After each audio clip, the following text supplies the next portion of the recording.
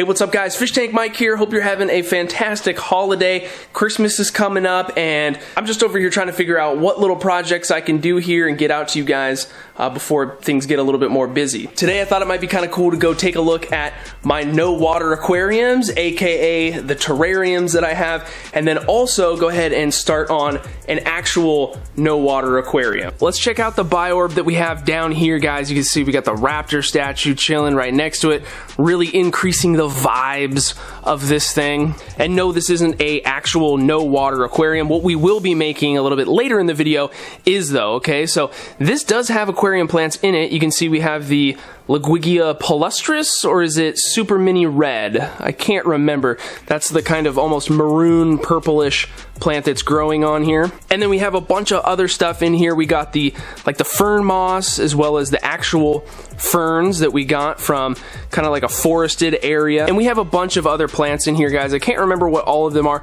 Some of them are volunteers from the moss that we brought in.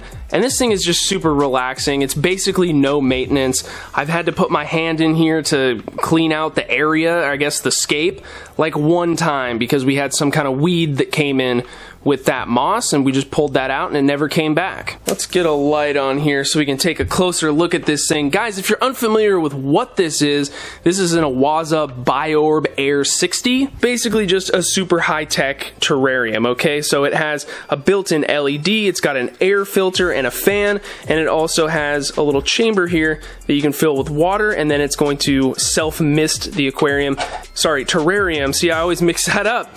And that's gonna help to keep the humidity higher for whatever plants you're keeping in here. These biorbs are super cool. They were of course sent to me by AQUAPROS, which is a channel sponsor, so you know I didn't have to pay the steep price for this thing, and I know that's the biggest hang up for a lot of people because this is an expensive piece of equipment. But there's other ways to make a little terrarium, especially you know if you don't want to jump in and spend a bunch of money on something that you don't know if you're really going to be into or not. Biorbs are pretty sweet though. Whether or not it's worth that price tag is up for you to decide, but for what we're going to do, we definitely can't get something that's a sphere shaped like that and has the features like the automatic fan, the humidity, and stuff like that. We're still going to make something that's really cool, and it might be a good first step for you to figure out if making these little terrariums or no water aquariums or whatever you want to call them is something that you are going to enjoy long term and is worth to you to invest some money into getting something a little different one day. Here's the biorb that we have upstairs. It's the same exact model, just a different layout, obviously. We've actually only trimmed this thing once. It kind of looks like we need to do it again here. This little fern or whatever in the back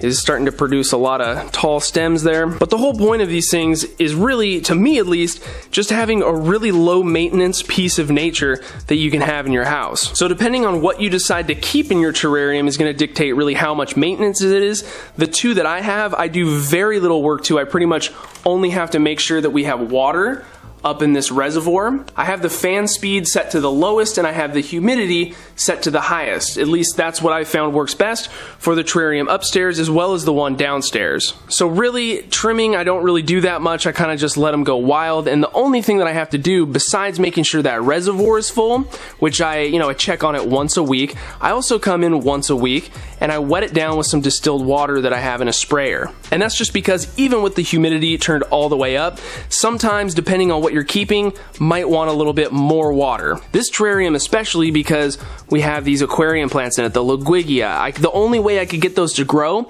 is if the stems were actually planted down into the sphagnum moss substrate where they could really get some good access to water. So just in case you're not quite sure yet if you're really into the whole terrarium thing, let's start with something that's a little bit less expensive and also a little bit more like keeping a planted aquarium. If you are ready to get yourself a biorb, you know you want one, I'll of course have a link to it down in the description, and we thank AQUAPROS once again for sponsoring this video and this channel. Alright guys, so let's start off. To build our little no water aquarium today, we are going to be using a 6-gallon water box tank. You don't have to use a nice new tank like this. You could definitely go and use any kind of used tank, maybe one that you have laying around or something that you find on Craigslist. One thing I will say is that you're probably going to want to do this with a rimless tank. You can totally do it with a traditional aquarium, but it's just not going to have that same look having those black rims on it. I'm sure a lot of you guys already know that Waterbox is also a sponsor of the channel, and I do have a coupon code for 10% off any of their freshwater tanks. That's AQUAPROS 10. There will be links for all this stuff down in the description, just in case you want to get yourself one. The first thing I'm going to do is clean the tank up a little bit. This is one that kind of was a placeholder for a while, so it's had water in it, but it hasn't been completely set up before. Once that's done, I grab some Fritz glass cleaner, wipe everything down, get rid of all the fingerprint smudges that I have all over this thing, and now we're ready to set up our no water aquarium. So to get started on our no water aquarium, guys, we're going to start out by adding in some active substrate. So today we have a bunch of stuff that came from Boost Plant. This is their UN Contra Soil. It's an active substrate. It's very similar to the stuff that we've used before and that I have in all of my tanks, just a different brand. So we just pour it into the aquarium. No need to wash this stuff beforehand. It's all ready to go. I'm going to put in quite a bit of this stuff because we want to have a fairly high sloping background. Once I have the substrate where I think I want it, we're going to start to add some hardscapes. So for this, we're also using one type of rock. We have two here that also came from Boost Plant. So we have some Icelandic lava stone as well as some desert stone. The texture of these rocks is really cool. That's one of the unique things about Boost Plant, is that they have actually a variety of hardscape items, whereas we mostly see a lot of Suryu stone and dragon stone being the only rocks available. There's a ton of different stuff on their website. As you know me, I got you guys some coupon codes, okay? So AQUAPROS 10 is going to work over on Boost Plant. Another code is going to be AQUAPROS BP, and that's going to give you 15% off just the plant section, okay? And you can use that code multiple times, whereas the other one is a one-time use for their entire site. There's going to be a million links in the description, like pretty much always, so if you're interested in any of this stuff, you can of course go and check it out, and that really helps support me, guys. Thank you in advance. And you know what? I'm getting some vibes from the other aquarium, the failed tank that we did recently. So I think we're going to kind of stack these rocks up and create a similar scape. So fast forward about 20 minutes of me kind of playing around with rocks here, and this is the end result. So now we have to go ahead and just wet everything down. We need to get the substrate pretty moist. Once we have that done, now we of course need to add our plant. So for this, we're going to be doing, shocker, Monte Carlo. Okay, we have a ton on our trees here. We need to do something with it. So this provides the perfect opportunity. We can pull some of these little stems out. We can make good use of them. It's going to be perfect for a no water aquarium because Monte Carlo just rules. It's super easy and it's going to love that environment. And I just want to say once again, guys, the Monte Carlo is just going to be a fantastic plant for this. I've seen this done a million times over and I've been told it's super easy. I of course have experience growing Monte Carlo in my big tank. When it's up out of water like this, it's supposed to be even easier. It's supposed to grow even faster, and I totally believe that. Quick little detour, guys. I just fed some pellets and the Cory cats are out in full force.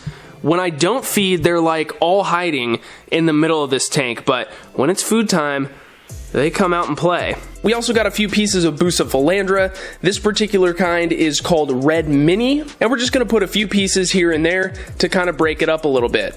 Now guys, the last thing we need to do with this thing is figure out some type of lid. So what I have are these 4 little tank lid clips that I got on Amazon, and then we're just going to put a polycarbonate lid on top of there. Now this is a piece that I cut from a bigger sheet, and I don't know if it's going to warp like it does on a normal aquarium. We'll just have to wait and see what happens. It's really important that we do have a lid because we do need to lock in a decent amount of moisture, and at the same time we do need to have a little bit of airflow. So you can completely seal this thing, put saran wrap on it, but you do need to open it up every once in a while to get some new air in. And that's one of the reasons why these biorbs are so nice, is that it's all air and humidity controlled. You don't have to worry about that. It's just one of the perks of spending the money and getting the Cadillac of terrariums. Until these plants get rooted into the substrate where there's plenty of water, we're going to cover the top with saran wrap, and that's going to essentially lock the humidity in at like 100% and prevent these plants from drying out. Because we just laid the Monte Carlo in and there isn't a healthy root structure down into the substrate,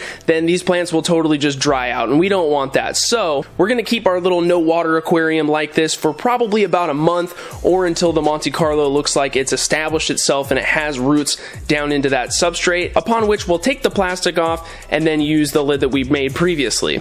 Now for lighting, you could go ahead and you could put any kind of clip LED on here. I mean, you could do whatever you want.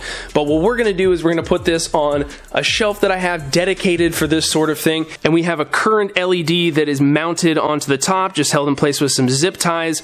Pardon the mess down here. I need to clean this area off. I guess we just need to build some more terrariums to motivate me to do that. This is just going to make the whole no water aquarium or terrarium or whatever you want to call it that much more clean. We don't have any wires or anything hanging onto the tank itself. It's just kind of like its own standalone ecosystem. So yeah, guys, that's the no water aquarium, terrarium with aquarium plants, whatever you want to call it. I think the last thing that I want to say about it, what makes doing that so cool, is that at any point, even right now if we wanted to, ideally if we waited a month or two it would be better, but you can fill that thing with water and turn it into an actual aquarium whenever you want. And I think that's one of the coolest aspects of doing these little terrarium projects. So now what I'm gonna go do is go grab all of my rimless little tanks that I have laying around. I have a bunch of really weird ones that you guys have never seen before that, I mean, they're not really weird, they're just kind of oddly sized tanks. I'm just gonna go ahead and set them up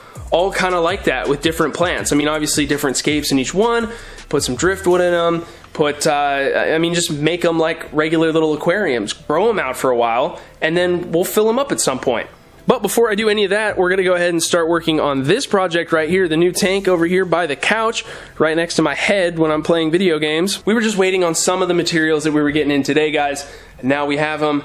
So now we can get started. So anyway, I think that's gonna do it for today's video, guys. Happy holidays once again. Thank you so much for watching. Don't forget to subscribe if you're new. Hit the notification bell so you know when I upload the next video, and we'll see you in the next one.